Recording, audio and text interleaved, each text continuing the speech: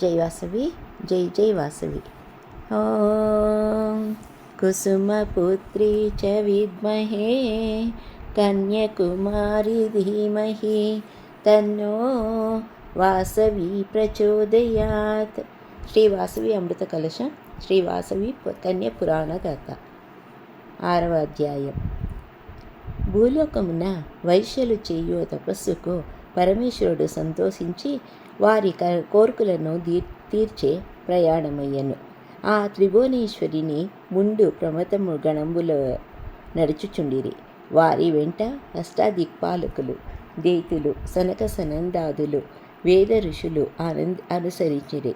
ముమ్ముందు ఇంద్రుడు గొడుగు పెట్టన వరుణ కుబేరులు, వింజామరుల వీవ వరుణాగ్నులు, దివ్య ప్రభలను బట్ట మునులు, రుద్ర నమక చమకములను అప్సర స్త్రీయులు పుష్పవృష్టితో మంగళ తూరాడు రావములు మ్రోగించి చుండగా దివ్యకాంతితో సాంబశివుడు వైశ్యుల ఎడట ప్రత్యక్షమాయను. ఆ విశ్వేశ్వరుని చూచి వైశ్యులు నిశ్చిష్టులైరి. వెంటనే తేరుకొని అనేక విధముల స్తోత్రములు చేయుచు ప్రణమిలిరి.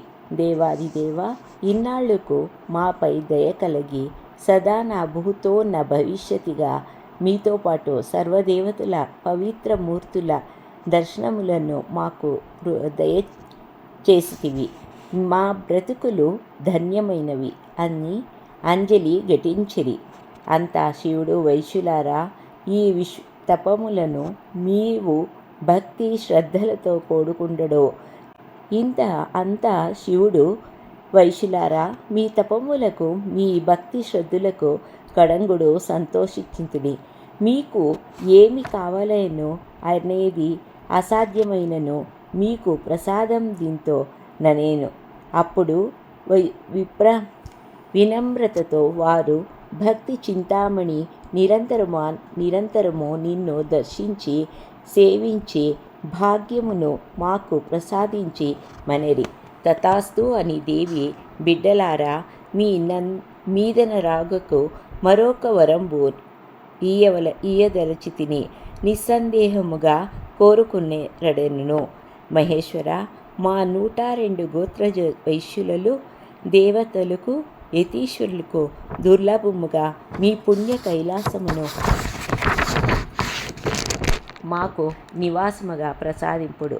కళత్ర పుత్ర పౌత్ర దులతతో పరివారముగా పాదకమలమును బ్రతికి చూచి సచ్చిదానంద హృదయములపై నీ సన్నిధానమున నుండెదను అని వరమును కోరేది.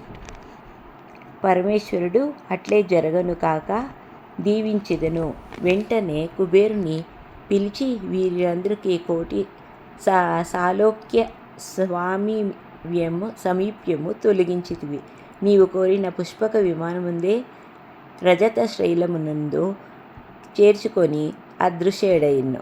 102 గోత్రజ వైశ్యుల పుష్పక విమానమునందు కైలాసగిరి చేరుట. ఆమెను వెంటనే వైశ్యులెల్లరూ తేజోపుంజరహితము వేదములతో ప్రకాశించు దేవలంకృత దేవను దివ్యాలంకురత పరభూషితులైరి. పైనుండి పూలవాన కీసు చుండగా మంగళ తూర్మానములతో కుబేరునితో పాటు పుష్పక విమానం ఆనందోత్సవం తేల్చుకొని కైలాసమును చేరుకొనిరి. ఈ విధముగా 102 గోత్రజ వైశ్యులు పరమేశ్వరను అనుగ్రహమును బ్రాహ్మణులసకి కవి శాపములైరి. క్షీరదేవస కైలాసమున పరమశివుని సేవించుచు సుఖముగా నుండిరి. ఓం తత్సదిత్. 6వ అధ్యాయం సంపూర్ణం.